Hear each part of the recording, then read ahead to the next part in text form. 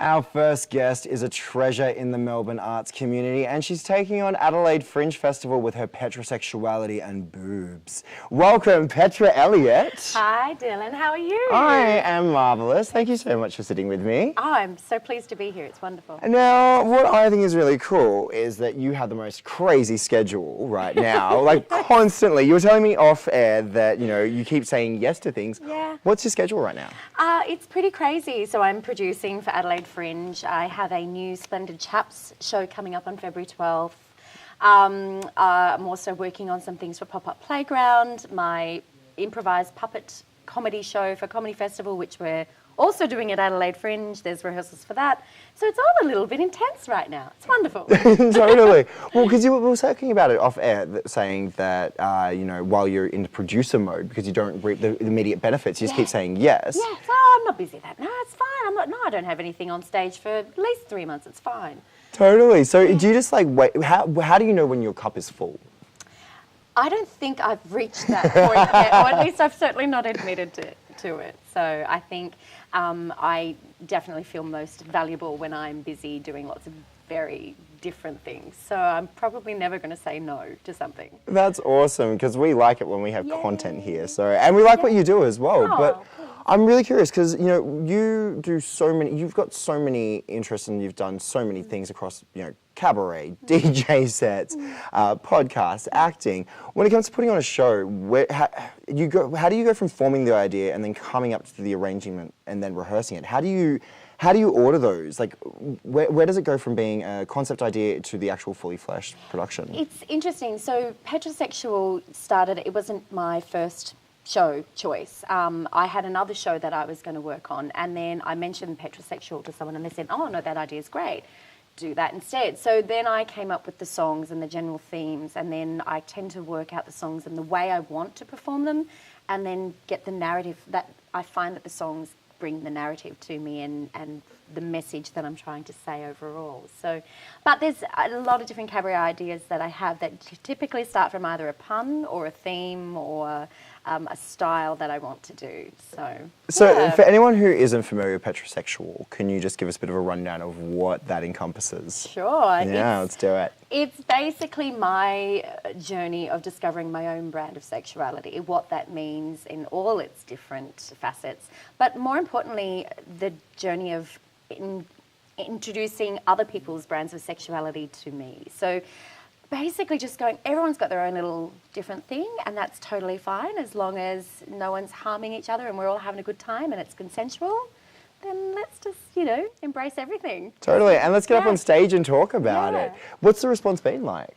Do you know, when I brought the show back for the second time and I had people really excited about that, because obviously as a producer you're bringing something back that most of your renter crowd has already seen. When they're so enthusiastic that they get to see it again, you know that you've hit on something really, really special. Yeah, absolutely. So then the next decision was, well, it's time for Adelaide Fringe with this one. So I want to talk about Adelaide Fringe in a tick, but one thing I want to talk about, because I was reading through your bio, now you've done freestyle vocals on house DJ sets. Yeah. Okay, so is that something that you can learn, or did you just grab a mic one night and we're just we're doing this? How did that even come to be? So I was working with a producer on producing some of my original material, and he worked with a DJ who was based in Canberra, who basically invited me to come and sing on some of his tracks. And then because he was actively DJing, he said, come up, I've got this concept where we've got live musicians that join me in a cocktail bar every Thursday night.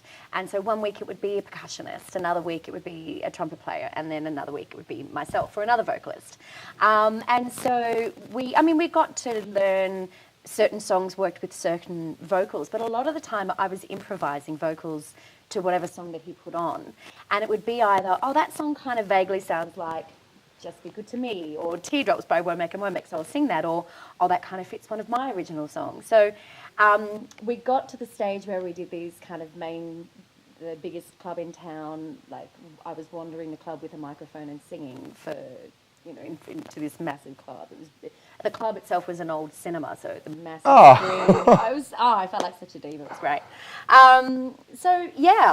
I've always done improvisation, whether it be in performing in acting. So I'm just like music. really curious. Were they vocal hooks, or were you using like specific like hymns, or like talk me through it. I'm fascinated by this, Petra. Okay, so basically, I'd often have lyrics that were pre-written, and the melody might be a certain idea in my head, but I'd often have to adapt it to whatever the form of the song would be.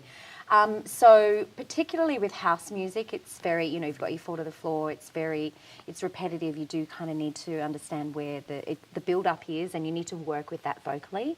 I would often have an effects unit that I would use as well to like just really push the delay or the echo or filter it, or, just play with the music and what we were putting up. But the DJ and I had a great relationship as well. He would never tell me what song was coming up next. And he would just go, I'd be like, I need to know what I'm singing. He's like, no, it's fine, it's fine. So he'd put it on, and then I'd be listening, as he was beat mixing the 2 songs together, and then going, okay, that kind of sounds like this. I'll perform this instead. So I was always on my toes. It was so much fun. I miss that stuff. I really do. That just sounds like the most crazy experience. Like, it's one of those things where it's like you could not pay for that experience. And they didn't.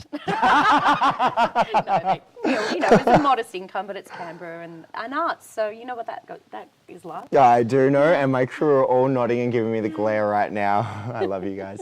Now, you studied acting for screen and stage. Yeah. Where's the strangest place that you've used that academia outside of film and stage? Well, there's always the theatre and education kind of stuff.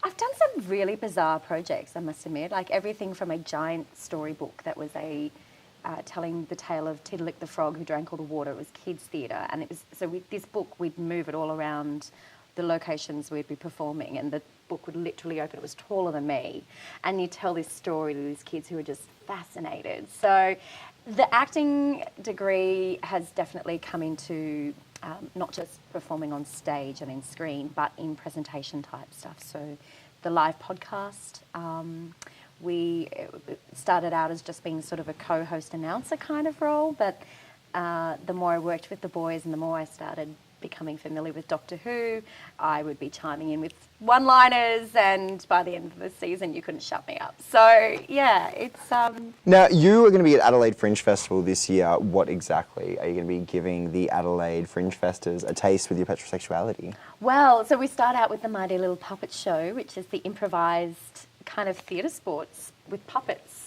in early March, and then the following week I'm at the new venue, which is really exciting, Henrietta's, which is at the Henry Austin, and I'm told it's a wonderful venue. Nice. I'm really excited. It's such a big community so far, so it's going to be wonderful. Awesome. Hey, are you right to stick around?